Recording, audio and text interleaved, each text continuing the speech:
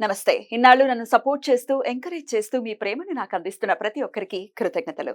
అలాగే ఈ వీడియో కూడా ఖచ్చితంగా మీకు ఉపయోగపడుతుంది. లైక్, షేర్ అండ్ సబ్స్క్రైబ్ చేసి మీ సపోర్ట్‌ని నాకు అందించండి. అలాగే ఈ వీడియో పట్ల మీకున్న అభిప్రాయాన్ని కామెంట్ సెక్షన్‌లో కామెంట్ చేసి తెలియజేయండి. ఇప్పుడు వీడియోని చూద్దాం. జీవితంలో రకరకాల సమస్యలతో బాధపడుతున్నారా? ముఖ్యంగా ఆర్థిక సమస్యలతో సతమతమవుతున్నారా? ఎన్నో పరిహారాలు చేసి అలసిపోయారా? మంచి మార్గం దొరకాలని కోరుకుంటున్నారా? అయితే రండి, విశ్వాన్ని ఎలా అడగాలో తెలుసుకుందాం. లా ఆఫ్ అట్రాక్షన్ క్లాసెస్ మీకోసం మన ఛానల్లో. వివరాల కొరకు సంప్రదించండి. నమస్తే, వెల్కమ్ టు అవర్ ఛానల్. నేను పద్మిని. ప్రస్తుతంతో పాటు ప్రముఖ ఆధ్యాత్మికవేత్త, ప్రముఖ న్యూమరాలజిస్ట్, లక్ష్మీ నరసింహస్వామి ఉపాసకురాలు శ్రీమతి స్రవంతి గారు మనతో పాటు ఉన్నారు. మాట్లాడదాం. నమస్తే అక్క. నమస్తే పద్మిని. అక్క, పెళ్ళైన కొత్తలో భార్య భర్తలకి పొసగటం, వాళ్ళిద్దరు ఒక అండర్స్టాండింగ్ లోకి రావటం కొన్నేళ్లు పడుతుంది. డెఫినెట్ గా ఒకరి మనసును ఒకరు అర్థం చేసుకోవాలి. లవ్ మ్యారేజ్ ఏమో కానీ అరేంజ్ మ్యారేజ్, లవ్ మ్యారేజ్ లో అయినా కూడా కలిసి ఉండేసరికి ఈక్వేషన్స్ మారిపోతాయి. ఏదో గంట సేపు బయట కలిసాము, వెళ్ళిపోయారు వాళ్ళకంటే ఓకే, కానీ పెళ్ళైన తర్వాత బోల్డ్ అని బాధ్యతలు మారిపోద్ది. డెఫినెట్లీ లైఫ్ స్టైల్ మొత్తం అప్పుడు తెలుస్తుంది ఎగ్జాక్ట్లీ వాట్ హీస్. ఏంటి a square plus b square అంటే ఏంటంటే a square plus 2ab plus b square అని అప్పుడు అర్థం అవుతుంది. 2ab అప్పుడు లేదు కదా, ఇప్పుడు వచ్చింది ఏమిటని వస్తాయి, అలాంటివన్నీ వస్తాయి డెఫినెట్లీ. ఇక అరేంజ్ మ్యారేజ్ లో కూడా ఒకళ్ళనొకళ్ళు ఖచ్చితంగా అర్థం చేసుకోవాలి. అర్థం చేసుకోవడానికి it will take some time. అయితే ఈ పెళ్ళైన కొత్తల్లోనే టార్చర్స్ చూస్తుంటారు కొంతమంది. అది ఫిజికల్ అబ్యూస్ అనుకోండి, మెంటల్ అబ్యూస్ అనుకోండి, డెఫినెట్లీ రెండు ఉంటాయి. ఆ 2-3 నెలల్లోనే విడిపోయేటటువంటి డెసిషన్స్ తీసేసుకోవటం ఎంతవరకు సమంజసం, ఎంతవరకు కష్టాన్ని మనం దాన్ని ఓకే మేము దీన్ని ఓర్చుకుందామని ఎంతవరకు అనుకోవచ్చు. సరే, ఇట్లాంటి సమస్యలతో బాధపడుతున్న వాళ్ళు, ఫిజికల్ అబ్యూస్ తో డెఫినెట్ గా బాధ ఉంటుంది. ఒక అమ్మాయి ఓపెన్ అవ్వచ్చు, ఒక అబ్బాయికి ఎక్కువ ఫీలింగ్ అంటే ఎక్కువ ఉండకపోవచ్చు, రకరకాల ఆస్పెక్ట్స్ ఉంటాయి. ఇవన్నీ నార్మల్ అవ్వాలి, ఒక పీస్ఫుల్ లైఫ్ లీడ్ చేయాలి కొత్తగా పెళ్ళైన జంట అనుకుంటే కనుక ఎట్లా అక్క, వాళ్ళకి ఏమిటి ఇంకో మార్గం? ముందు అసలు అబ్యూజ్ చేయడం అంటే ఏంటి అని అంటే, ఎక్కువగా జనరల్ గా అందరి ఇళ్లలో జరిగేది మాటలతో హింసించడం. అది ఇదివరకు అమ్మాయి పడేదా అని అంటే ఇప్పుడు అబ్బాయిలు కూడా చెప్తున్నారు. చాలా కష్టంగా ఉంటుంది మాట్లాడుతుంటే. మాట్లాడితే వాళ్ళ అమ్మకు ఫోన్ చేసేస్తుంది, వాళ్ళ అమ్మ ఇన్వాల్వ్ అయిపోతుంది. ఈ మధ్య కాలంలో విడాకులు అవ్వడానికి కారణం తల్లిదండ్రులు ఉండవలసిన ప్లేస్ లో ఉండకుండా ఎక్కువగా ఇన్వాల్వ్ అవ్వడం, చాలా ఇన్వాల్వ్ అవ్వడం. మీ కష్టం వచ్చినప్పుడు, మీ పిల్ల ఇంటికి వచ్చినప్పుడు ఈ కష్టాన్ని నేను భరించలేకపోతున్నాను అని గనక చెప్పినప్పుడు మీరు ఇన్వాల్వ్ అవ్వాల్సింది. కష్టం ఉందా అని చెప్పి అడిగే స్టేజ్కి వెళ్ళిపోయారు. నేను కాదని నేను అనను. అందరూ దైనందిన జీవితంలో ఇద్దరు పిల్లలే ఉండడము, ఒక్కళ్ళే ఉండడం కూడా దీనికి కారణం అయి ఉండవచ్చు. అల్లారుముద్దుగా పెంచుకోవడము, అయ్యో మన పడిన కష్టము మన పిల్లలు పడకూడదన్న ఉద్దేశంతో కూడా అయి ఉండొచ్చు. కానీ ఇలాంటివన్నీ కూడా వాళ్ళకు కూడా ఒక జీవితం ఉంది కదా, వాళ్ళు కూడా తెలుసుకోవాలి కదా అనేది ఖచ్చితంగా మనకి అర్థమవుతుంది.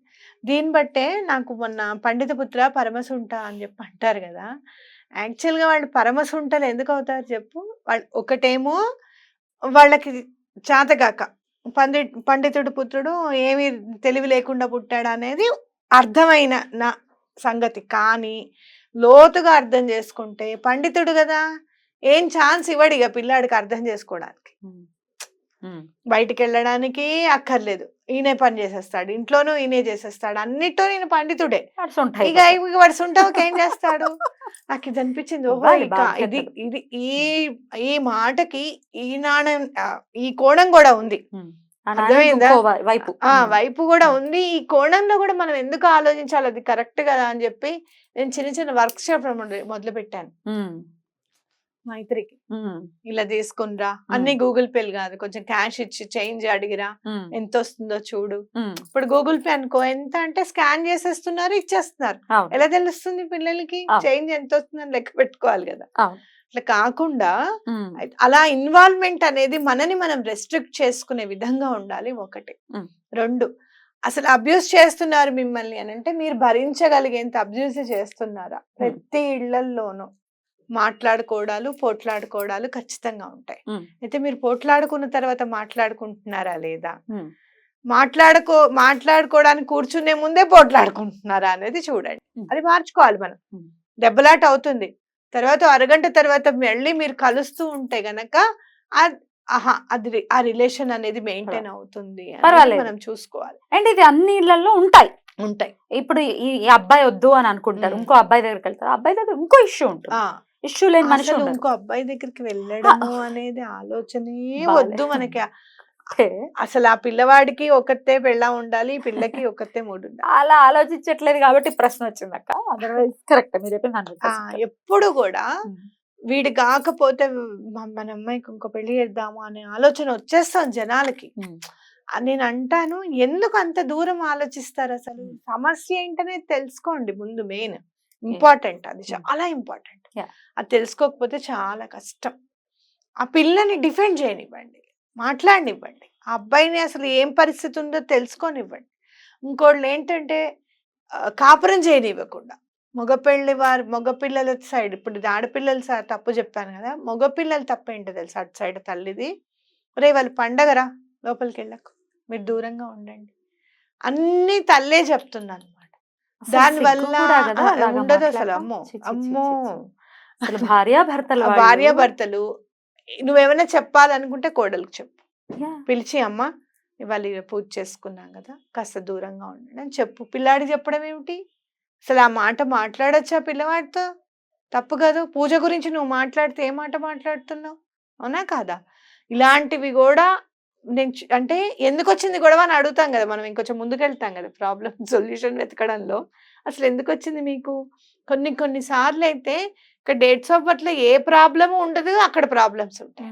అంటే మానసికంగా ఇబ్బంది ఉండేది కూడా మనం చూస్తూ ఉంటాం. అలా అని కొట్టినా అక్కడే ఉండండి, సనాతన ధర్మం మనకి మొగుడే దైవం అని చెప్పింది, వాడు కొడితే దేవుడే కొట్టాడు అనుకోమని నేను చెప్పను. డెఫినెట్లీ నాట్ కాదు. కానీ నీ మనిషి, నీ వాడు ఆ కొట్టినప్పుడు అసలు ఎందుకు కొట్టాడు ఏంటి, ఎప్పుడు కూడా చెయ్యెత్తి కొట్టాడంటే ముందు ఇంటికి వచ్చేయమంట, నేనే చెప్తా. వద్దు, ఎందుకంటే రేపు పొద్దున తగలరాని చోట తగిలి ఆ పిల్లకి ఏమన్నా అయితే ఎవరు జవాబుదారి? అవునా కదా? మనం చెప్తాం కాపురం చేయని చెప్తాం మనం, కానీ అలా కాదు అని చెప్పి కొట్టను అని మాట తీసుకున్న తర్వాత మీరు పంపించండి అని చెప్తా, ప్రధానంగా నేనే చెప్తాను. కానీ అది మనం మార్చుకోగలుగుతామా లేదా ఆ బిహేవియర్ అనేది కూడా చాలా ఇంపార్టెంట్. రైట్. ఇవన్నీ చూసుకుంటే అసలు భగవంతుడు అనేవాడు మనకి సహకరించాలి ఎటువంటి పరిస్థితుల్లోనూ అంటే గనక మీరు ఎటువంటి పరిస్థితుల్లోనూ శివపార్వతుల్ని పూజించడం అనేది చాలా ఇంపార్టెంట్. చక్కగా వాళ్ళ గురించి తెలుసుకోవడం, వాళ్ళ గురించి చదవడం, శివుడికి దండం పెట్టుకోవడం, అమ్మవారికి దండం పెట్టుకోవడం అనేది చాలా ఇంపార్టెంట్. అలానే మీరు ఏదైనా స్విచ్ వర్డ్ చదవాలి అంటే కనుక ఇప్పుడు నేను చెప్పే స్విచ్ వర్డ్ చక్కగా చదువుకోండి. ఒక ఎనర్జీ సర్కిల్ లాగా ఒక సర్కిల్ వేసేసుకొని మీ ఇద్దరి పేర్లు రాసి కింద స్విచ్ వర్డ్ కూడా రాసుకోవచ్చు అనమాట. ఏంటంటే release, sage, divine, light, umbrella, got. Okay. Release, sage అంటే మనం ఇక్కడ ఎవరినన్నా హెల్ప్ అడగచ్చు. సేజ్ అనగానే నాకు సేజ్ ఆఫ్ కంచి బుక్ గుర్తుకొస్తుంది. కంచి పరమాచార్య గారి గురించి తెలుసుకోండి, ఆయనకి దండం పెట్టుకోండి. ఎంత మంది భార్యాభర్తల్ని ఆయన కలుపున్నారు, ఆశ్చర్యం అనిపిస్తుంది ఆయన చెప్పేటప్పుడు. ఇది జరుగుతుందా అని నేను అనుకుంటే అంతకంటే బాగా జరిగిందనమాట. ఇది ఇట్లా నిజంగా జరుగుతుందా? ఆ అమ్మాయి అబ్బాయి చాలా అదృష్టవంతులు కాబట్టి కదా స్వామివారి కంటపడ్డారు. ఎంతో నిజంగా చాలా మంచి మనసులు వాళ్ళ కూడా స్వామి చెప్పిన వెంటనే చేశారు అని చెప్పి అనిపిస్తుంది. ఎంతో మందికి పెళ్ళిళ్ళు అలాగే వైఫ్ అండ్ హస్బెండ్ కలవకపోతే, లేదు అంటే గనుక నాకు ఇలా ఉంది, నా భర్తతో ప్రాబ్లం ఉంది, నా భార్యతో ప్రాబ్లం ఉంది అని చెప్తే ఎన్ని సమస్యలు సాల్వ్ చేశారు. ఒకసారి అయితే ఒక ఆవిడ వచ్చినప్పుడు ఆవిడ పుణిస్తే కాదనుకుని ఆవిడ జరిగిపోతే, లేదు లేదు నీ భర్త స్వామి ఇస్తుంటే కుంకాన్ని నువ్వు వెనకాలకి వెళ్తావు, ముందు కుంకం తీసుకో, తర్వాత అంటారు అక్కడ వాళ్ళు. ఆ కుంకుమ ఆవిడ పెట్టుకోగానే ఇంటికి వెళ్ళేటప్పటికి ఆర్మీలో ఆయన చనిపోయారు అనుకున్న ఆయన బ్రతికే ఉన్నారని చెప్పి లెటర్ వచ్చి ఉంటుంది అనమాట. ఇలా ఎంతమంది భార్యాభర్తల్ని ఆయన కలిపారు. కాబట్టి తప్పకుండా సేజ్ అనగానే స్వామివారికి దండం పెట్టుకోండి. అలాగే డివైన్ లైట్ అంటే ఏంటి? భగవంతుడి దృష్టి మా ఇద్దరి బాంధవ్యం మీద, బంధం మీద పడాలి. ఎప్పుడైతే భగవంతుడి దృష్టి పడుతుందో ఆ బంధం నిలబడుతుంది. అంబ్రెల్లా, గాట్ ఇవన్నీ కూడా ఆ గొడుగు కింద మేము ఉండాలి, మా బంధం రక్షింపబడాలి Right. అనేది అర్థం అన్నమాట. ఇలా అనుకోవాలి ఇలా ప్రతిరోజు. ఉమ్. ఇప్పుడు భార్య భర్తలు ఇరువురు అనుకోవాలి, కాకపోతే ఇద్దరికి ఒకవేళ పొరపచ్చాలు ఉంటే ఏ ఒక్కరు అనుకున్నా కూడా పర్వాలేదు ఏ కదా. ఒక్కరు అనుకున్నా పర్వాలేదు. ఉమ్. వెలుగుతుంది. Right.